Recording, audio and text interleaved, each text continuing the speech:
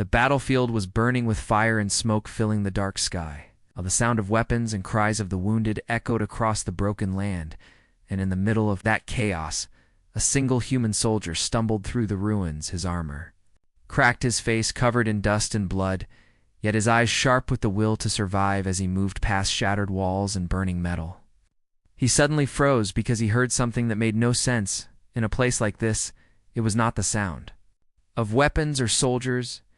It was the small, trembling cry of a child, a sound so soft yet piercing that it cut through the noise of war pulling at him in a way that felt impossible. He turned toward the sound, crawling over debris and broken steel until he saw it, an alien, young, trapped beneath a collapsed structure, its small body shaking, its large, glowing eyes filled with fear and pain. The soldier's mind screamed at him to turn away. This was the enemy, the same enemy that had destroyed his home, taken lives of his comrades, and vowed to wipe out humanity. Yet in that moment, he did not see an enemy. He saw only a child, helpless and alone. His training told him to move forward, to complete his mission, to ignore the weak cries, but his heart betrayed him, and before he even realized it, he was pushing away the burning debris, his hands raw, his body aching, each pull threatening to crush him. Yet he refused to stop, until at last he pulled the young alien free. The child looked at him trembling, as if waiting for death, but instead the soldier lifted it into his arms, shielding it from the chaos around them. Bullets and plasma fire rained across the field, yet he ran with the child pressed against his chest, weaving through destruction, carrying not just an alien, but a symbol that could destroy him in the eyes of his own people, soldiers from both sides. It spotted him, some shouting in disbelief, some aiming their weapons at him, but something in his mad, desperate run froze even the trigger fingers of those watching, because what they saw made no sense. A human soldier protecting an enemy child, risking his life for something no one could understand. The ground shook with explosions, the air filled with smoke, and still he ran, diving behind cover, dragging the alien child with him. Every second felt like his last, every step like the final heartbeat before death, yet he pushed on as if some unseen force drove him forward. He could hear the voices of his own comrades through the comes, calling him reckless, calling him a traitor, demanding to know why he carried the child, but he ignored them, his heart beating louder than their words, louder than the battle itself. The child clung to him, tiny hands gripping his armor, eyes wide with terror, but also with something else, something like trust, something that broke him in ways the war never could. And as the battlefield raged on, both human and alien eyes turned to that soldier who defied orders, defied hate, defied the Epsiade. Very reason for war itself. No one knew what would happen next, whether he would live or die, whether his choice would end in execution or honor. But one thing was certain. This act could not be forgotten. It would echo across both armies like a wound. In a question, a human soldier had risked his life for the enemy's young, and now the galaxy would wait breathless to see the price of that choice. Battlefield did not calm when the soldier carried the alien child into the ruined passage. Fire still raged, the sky still burned, and both sides were still locked in brutal war. But whispers had already begun. Men who had seen him run with the child spoke over comes, their voices torn between disbelief and fury, some calling him insane, others calling him weak, and a few silent, unable to decide if what they had witnessed was betrayal or something far greater. The soldier hid in the shadows of a half-collapsed bunker, the alien young trembling in his arms, its skin glowing faintly. In the dark, its wide eyes unblinking, as if it knew this moment was dangerous beyond words. He pressed the child gently against the ground, whispering for it to stay quiet, though he knew it could not understand his words. He raised his rifle, waiting for the inevitable, and soon he heard the steps, boots crushing over ash. Voices approaching his own unit had tracked him. One of them shouted, demanding he surrender and hand over the alien. They claimed he was endangering everyone and warned that their commander already knew of his actions, but he refused to answer. Instead, he crouched lower, tightening his grip on his rifle, his heart torn in two between loyalty to his people and the strange bond now forcing him to protect something that should have been his enemy. His comrades burst into the bunker, weapons raised, their eyes cold and sharp. When they saw the child, one of them cursed loudly, raising his weapon, but the soldier moved quicker than thought, his rifle snapping up between them his voice breaking as he told them to stop, that it was only a child, that it was innocent, and that killing it would not win them this war. Silence followed a silence heavier than the thunder of explosions outside. Their faces showed shock, anger. Even fear, for this was not just defiance. This was a man standing against everything they had been taught. One of them lowered his weapon, eyes flickering with doubt, but another shouted, calling him a traitor, demanding he stand down before they would put him down. Yet, before anyone could fire, the bunker shook with a violent blast, debris raining from above the roof, caving in dust and smoke, swallowing them. The soldier grabbed the child once more, dragging it to safety through a narrow crack in the wall as screams and gunfire erupted behind him, and in that desperate crawl he realized there was no going back. Whatever loyalty he had to his own command had shattered. He would be hunted, branded, and hated, but he could not let go of the small life in his arms. The soldier emerged into the wasteland once more, flames painting the horizon, his ears filled with the sound of plasma shells and artillery, but within him grew a terrible calm he had chosen, and there was no undoing it. Somewhere in the chaos, alien soldiers spotted him, their eyes locking on the impossible sight of a human carrying one of their young. They raised weapons in confusion, hesitating, unsure if it was a trick or a trap, and in that pause he raised his empty hand, holding the child higher so they could see it unharmed. He shouted, though his words were lost in the roar around them, yet somehow his intent carried, and for a fleeting moment the battlefield shifted.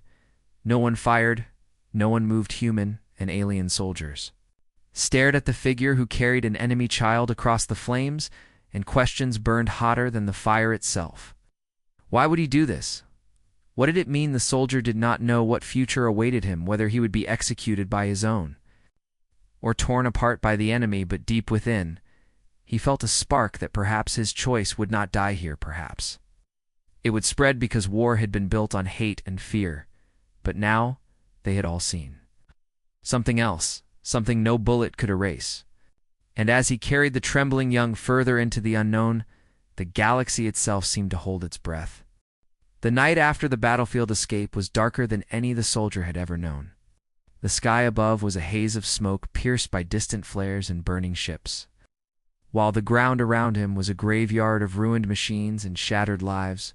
He carried the alien child against his chest, its faint glow the only light guiding his steps, and though exhaustion clawed at his body, he refused to stop. Each echo in the rubble made him tighten his grip on his rifle, his mind torn between fear of his comrades hunting him and fear of the enemy misjudging his intent. The child made no sound, no cry, no attempt to resist it, simply stared with those wide, unblinking eyes that seemed far too wise for something so young. He wondered if it understood more than he thought, if it sensed his turmoil, or if it had already seen too much horror to be afraid anymore. When he reached the edge of a broken valley, he paused, dropping to his knees to catch his breath. He knew he could not keep moving aimlessly. His own unit would spread out and track him down, and the alien army, if they caught him, might not listen long enough to understand. Ow, what he had done. He needed shelter, but more than that, he needed someone who could listen, someone who could see this child not as an enemy, but as a life worth saving. Yet even as that thought formed, he knew such a person might not exist. Not here. Not now. Suddenly a noise cut through the stillness, low, guttural voices echoing across the rocks. He ducked behind a slab of twisted metal, cradling the child tighter, and peered out through the shadows. Alien soldiers were moving slowly, scanning the battlefield with their weapons glowing blue, their armor scarred from heavy combat. One of them paused, looking straight toward his hiding place. His heart hammered so loud he feared they would hear it. He pressed the child close and whispered without words, praying to any power that it would remain silent. But instead of crying, the child reached up, small hand brushing against his chest as if to calm him. Then the alien patrol passed, moving further away. The one lingered for a long moment, staring into the darkness where he hid before. Finally leaving only when the sound of their steps faded, did he breathe again. And with that breath came a realization. His fate was no longer tied to his people's command, nor to his past loyalty. He had crossed a line no soldier was meant to cross, yet instead of regret, there was only a strange clarity if he could not find trust among his own, then perhaps he had to place it in the very ones he was meant to kill, for only they might understand. Why he had chosen to protect their young, he stood and began to move again, guided now not by orders but by instinct, every step taking him closer to the alien side of the front lines. Dawn was breaking when he finally saw them, the outline of a massive alien fortress rising from the smoke, its spires jagged like the bones of some great beast guarded by patrols and heavy guns. Any sane man would have turned away, but he tightened his grip on the child and walked forward, not in stealth but openly, each step echoing with defiance. Alien soldiers spotted him immediately, weapons raised, shouts filling the air, yet he did not run. He lifted the child higher above his head, showing it was unharmed. The soldiers froze, their eyes filled with disbelief. He stopped only a few steps away from the first line of guards and lowered himself, slowly placing the child gently on the ground before him.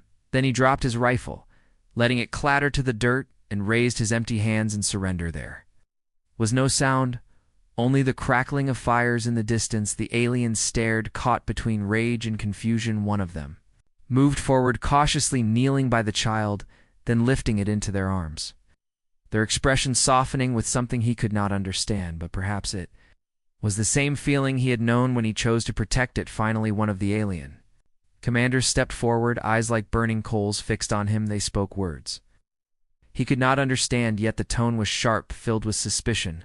Another soldier translated harshly, demanding to know why he had risked everything for their young. He did not know how to explain, but he tried, his voice steady, though his body trembled. He told them it was a choice, a simple choice, because no war, no command, no hate could justify letting a child die. When silence followed, he thought they would kill him then and there, but instead the commander stepped closer, staring deep into his eyes before giving an order in their tongue. The soldiers lowered their weapons, and for the first time since the war began, the soldier felt the world shift around him, though he had no way of knowing whether he had been spared as a prisoner or accepted as something else entirely. The soldier was taken inside the alien fortress under the unblinking eyes of guards, their weapons always pointed close, enough to remind him that his life hung by a thread. The child was carried by another soldier, though the alien held it gently, as if recognizing its value more than any treasure. When the heavy gates closed behind them, he felt the weight of an entire world pressing down. Stone walls, lit by strange glowing veins, hummed with power, and every corner was filled with shadows of figures who paused to stare at him, their expressions ranging from hatred to disbelief. Some whispered among themselves, others spat in his direction, their voices sharp like knives, though he could not understand their words. He knew the meaning was clear. He was the enemy, and yet he walked among them, alive only because of the fragile bond of the child whose presence was his only shield. Heel was dragged through long corridors until they entered a vast hall, its ceiling stretching into the darkness above. The air was thick with smoke and incense, the walls carved with alien symbols that seemed to pulse faintly like living veins. At the far end, on a throne made of black stone, sat a figure taller and sharper than the rest, armored in silver and crimson, her eyes glowing like embers. She rose slowly, and though the guards bowed, he could feel the tremor of respect and fear in the room. This was no ordinary leader. This was the mother of the child. She descended the steps with measured grace, her gaze never leaving him. When she finally stood before him, he felt small, powerless, yet strangely unbroken. Her voice was low, but it carried through the hall like thunder, demanding why he had risked his life for her young. The translator stepped forward, repeating the question in broken words. He searched for the right answer, but there were no clever speeches, no prepared lines, only the raw truth. He said it was because the child was innocent, and innocence should never be left to die. Not by his hands, not by anyone's. His voice shook, but it did not falter. He told her he had been raised to follow orders, to kill without question. But when he saw the child trapped in the chaos, he could not obey. He could not let cruelty define who he was. When the words left his lips, the hall fell silent. The guards shifted uncomfortably. Some snarled, others looked uncertain. The mother studied him, her expression unreadable, her glowing eyes drilling into his soul. Then she turned and spoke softly to the child who reached out, tiny hand touching her face, and for the first time her stern mask cracked. She closed her eyes and let out a sound half sigh, half whispered. The commander beside her protested loudly, his voice harsh like metal against stone. He argued that the soldier was a spy, that this was a trick, a ploy to infiltrate their fortress. Others joined, raising their voices demanding blood, the hall filled with anger.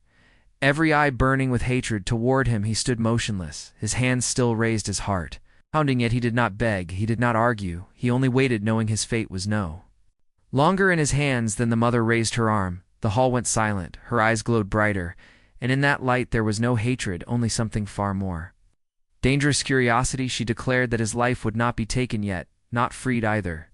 He would remain a prisoner until she alone decided what his choice truly meant.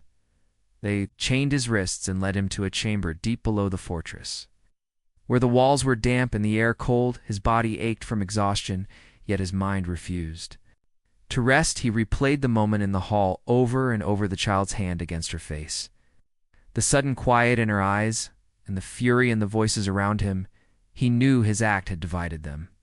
Some saw only an enemy who deserved death. Others saw a soldier who had crossed lines even their own would not cross. The longer he sat in the dark, the clearer it became. He had not ended the war, he had only lit a spark, and sparks could either guide or burn. Hours later, the door creaked open. A single figure stepped inside. It was not a guard, but the same soldier who had carried the child through the fortress. Their armor still scratched from battle, their eyes sharp but not cruel. They placed a small container of water before him, and without speaking gestured for him to drink. Then in a whisper they said only 2 words in his language, "Thank you," before turning and leaving him alone again. Though the door locked behind them, the words remained echoing in his mind, proof that his choice had already begun to ripple through the cracks of an enemy fortress, and somewhere deep inside he realized his war was no longer about nations or orders, but about the fragile possibility of trust between those who had sworn to destroy each other. The night in the alien fortress was restless. The human soldier lay on the cold stone floor, his wrists bound by heavy chains, though exhaustion pressed down on him like a weight. His mind refused to surrender to sleep. Every sound from the corridors outside echoed through the chamber, metal boots scraping stone, voices murmuring in a language he could not understand. Sometimes there were shouts followed by silence, as if arguments raged in the upper halls. The air carried tension thick enough to choke. It was clear that his presence had stirred more than suspicion. It had planted doubt, and doubt was more dangerous than any weapon. Hours bled into one another until the door opened again, and 2 guards entered. They gestured for him to rise. When he hesitated, they yanked his chains, forcing him to stumble forward. Their grips were like iron as they dragged him through twisting corridors. He realized they were not taking him back to the Great Hall. Instead, they descended deeper into the fortress until the air grew colder, heavier, the walls damp with moisture, and faint vibrations thrummed through the stone as if machines buried far below whispered in the dark. At last they reached a chamber larger than his cell, but empty save for a single glowing table in the center, its surface covered in symbols that pulsed faintly with energy. Guards shoved him into the room and locked the door behind him before he could wonder why he was left alone. The table shifted, light spreading outward until a holographic image rose from its surface. At first, it was only shapes, waves of light, then slowly it formed into the figure of the alien mother. Her presence so vivid it felt as if she stood before him, her eyes glowing, her expression unreadable. She studied him silently for a long moment before her voice filled the room. Deeper, more resonant than when he had first heard it, she asked again why he had risked his life for her child. And though he had already answered in the hall, he realized this was no test for the crowd. This was her seeking truth for herself. He spoke again, though this time his words came slower, heavier. He told her about the battlefield, about how chaos stripped soldiers of everything except the choice of who they became. He told her he had seen her young, trapped and terrified, and in that moment it was no longer an enemy or ally, only life in danger, and he could not turn away.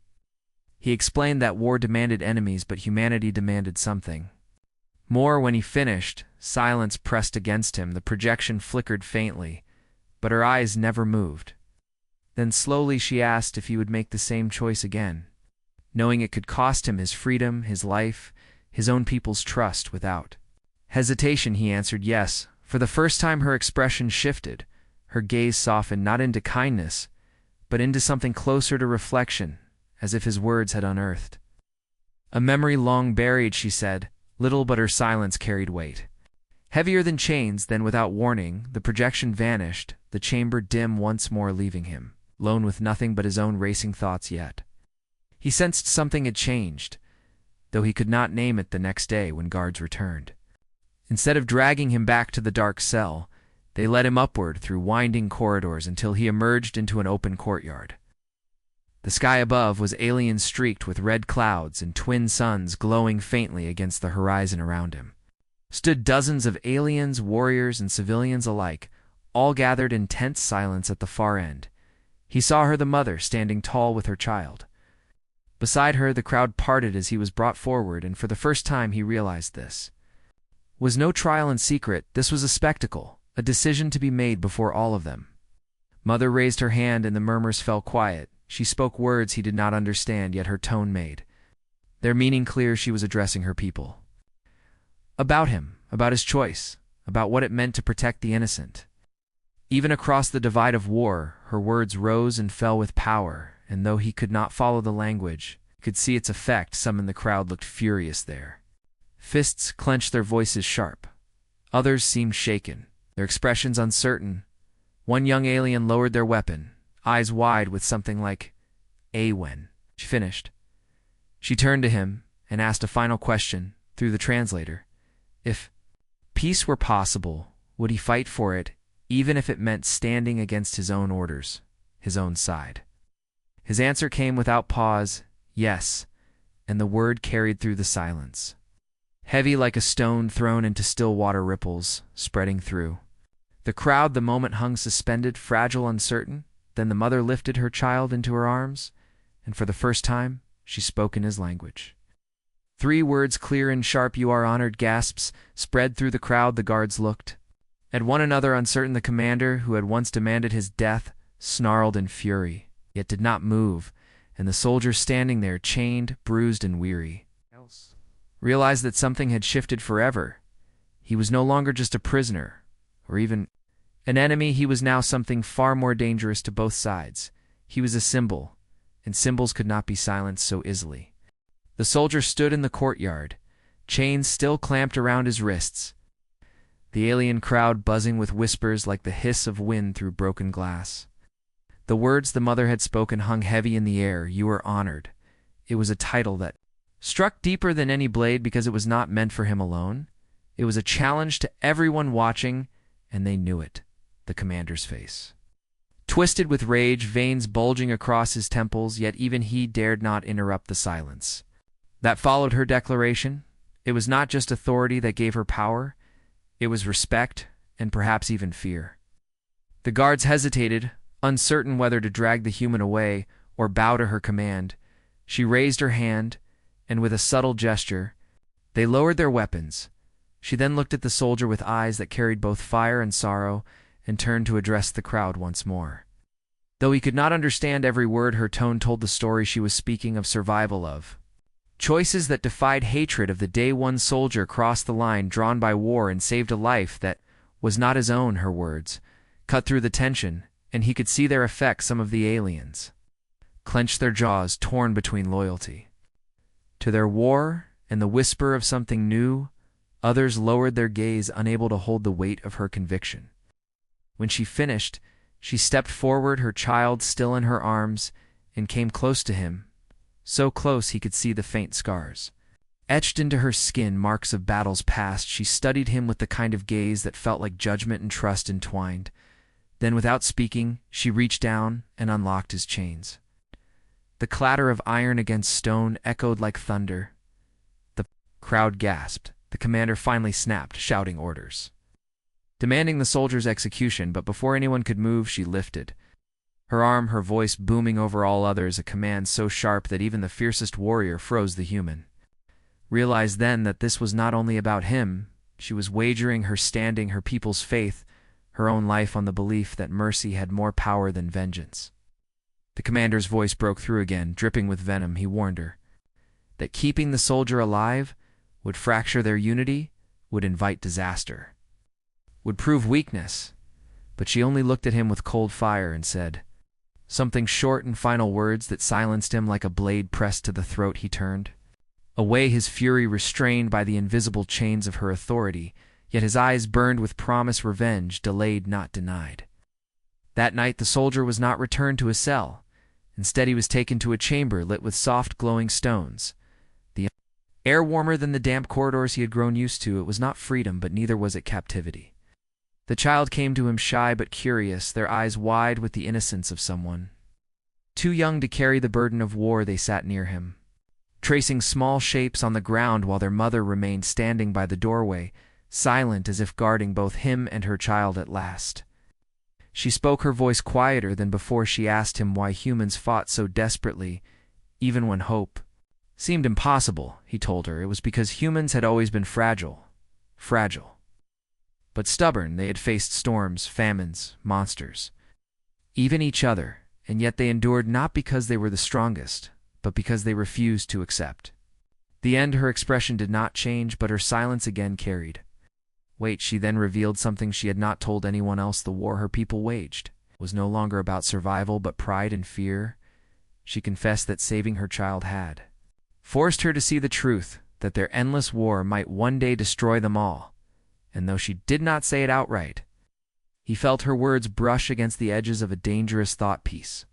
The soldier realized then that she was not only protecting him, she was testing him, watching to see if his conviction was strong enough to match his actions. And in her gaze he found both warning and promise. But outside those walls, the fortress stirred uneasily. The commander's anger did not fade. Whispers spread through the ranks of soldiers, some calling him a symbol, others calling him a curse. One night as the soldier lay awake, he heard the sound of footsteps outside, sharp, hurried whispers in the alien tongue. Though he could not understand, he knew from their tone that betrayal was brewing. As dawn broke, the mother summoned him to the courtyard again. This time fewer gathered, yet the air was heavier, as if expectation pressed down on all sides. She spoke once more, not to praise him, but to announce that the days ahead would test whether his act was mercy or manipulation, whether humans were capable of something greater or only of repeating the same cycle of blood.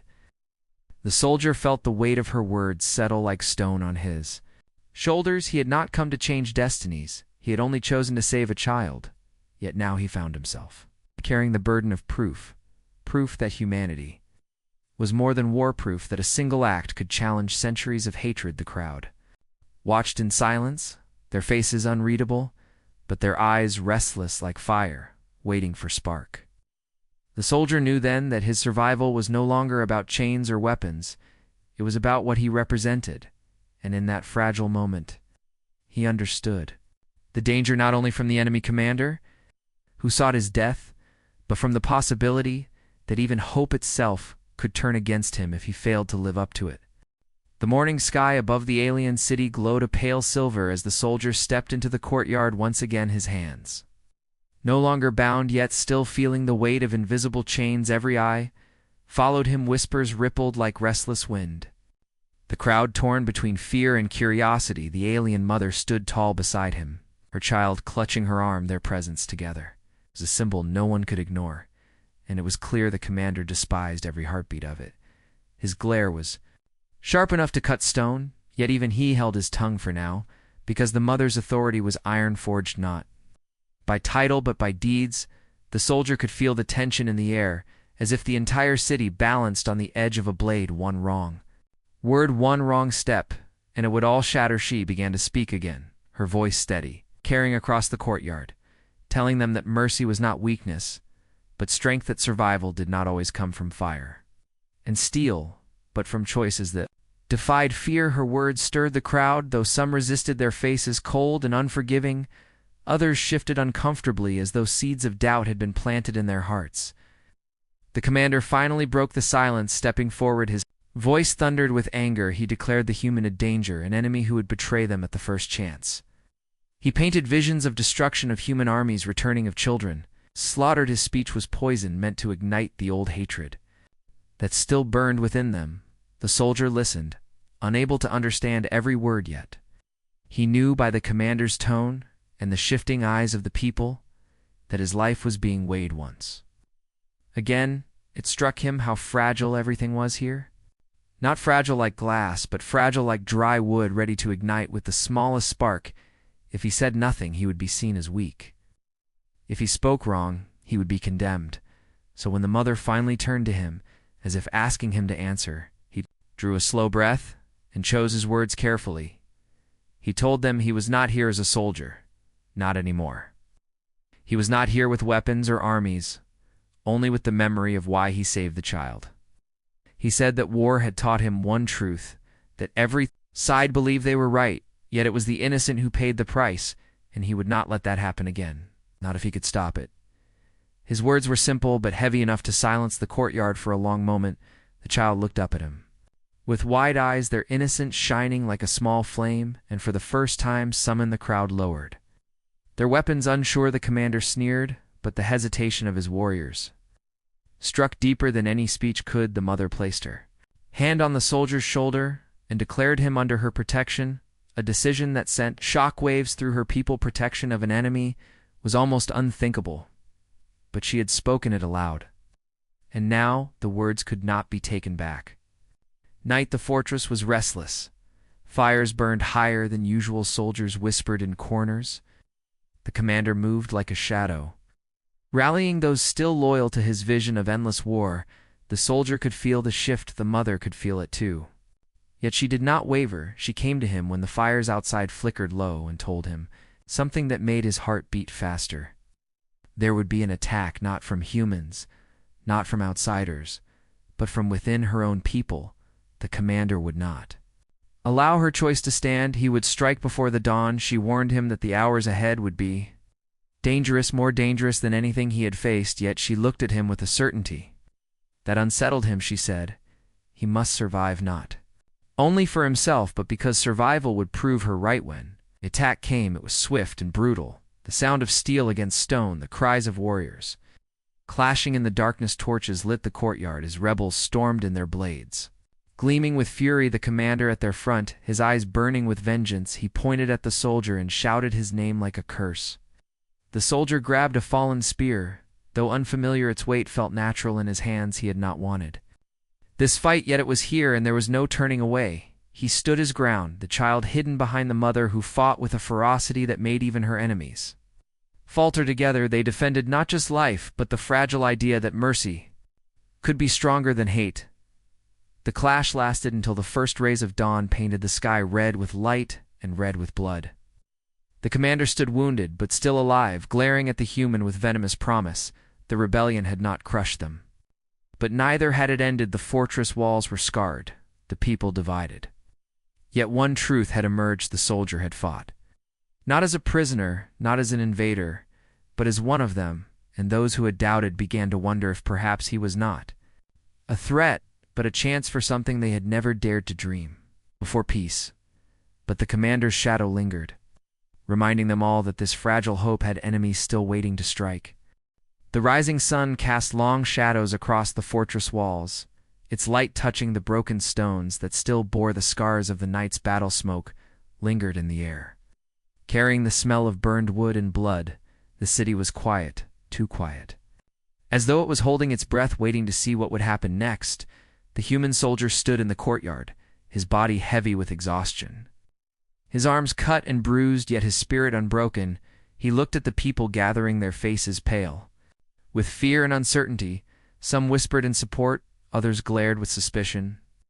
The wound of division was open and raw, and the commander, though beaten still, walked among them like a serpent waiting for his chance. The alien mother stood beside the soldier, her child clinging to her leg, their eyes watching everything with a wisdom too old for their young face. She raised her hand and silence fell over the crowd. Her voice carried strength and fire. She spoke of what had happened the night before, of how their own turned blades against their own, of how mercy had been challenged with hate, yet did not break.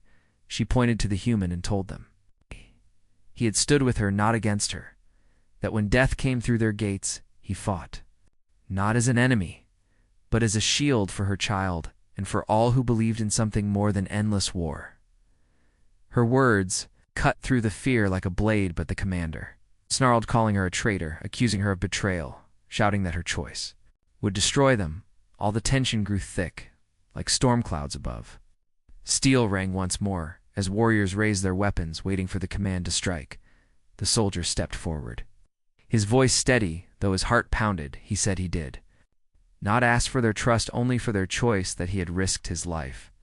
For the child, not for power, not for gain, but because life itself was worth saving. He told them war had made monsters of both sides.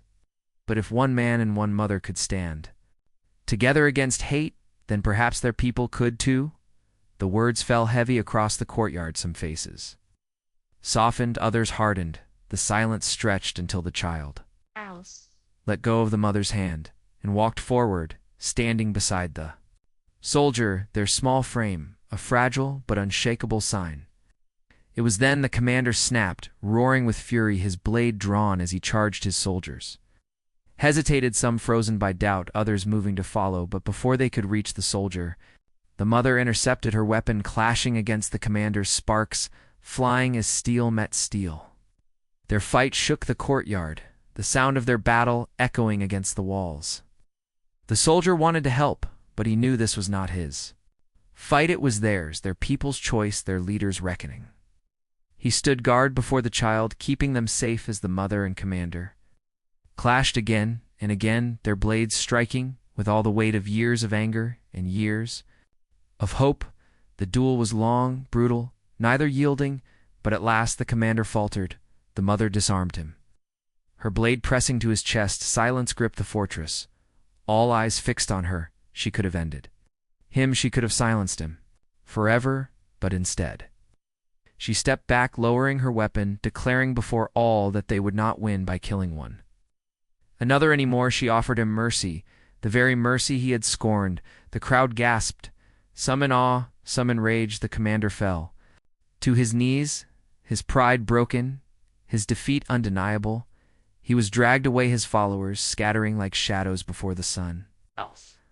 The fortress was changed that day. The people, though not united, were shaken. The seed of doubt the soldier had planted now grew roots. Some began to speak of peace in whispers. Others dared to believe it might be possible. The mother stood tall, declaring that their future would no longer be built only on fire, but also on choice, and that the human, though once there, the enemy, had proven the truth with his life. The soldier felt the weight of her words, yet also the heavy burden that followed. He knew this was only the beginning.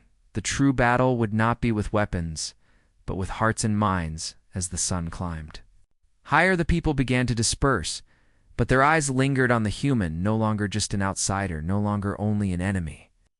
He had become something else, something none of them had words for, yet the child smiled at him, the kind of smile that carried both gratitude and hope, and in that moment he knew his risk, his suffering, his choice had not been in vain. The galaxy might still burn with war, the future might still hold storms, but here in this place a spark had been lit, and though small, it was bright enough to challenge the darkness waiting beyond the walls. And as the day stretched forward, the soldier realized that perhaps this was not the end, but only the first step toward a peace that could one day stun the stars themselves.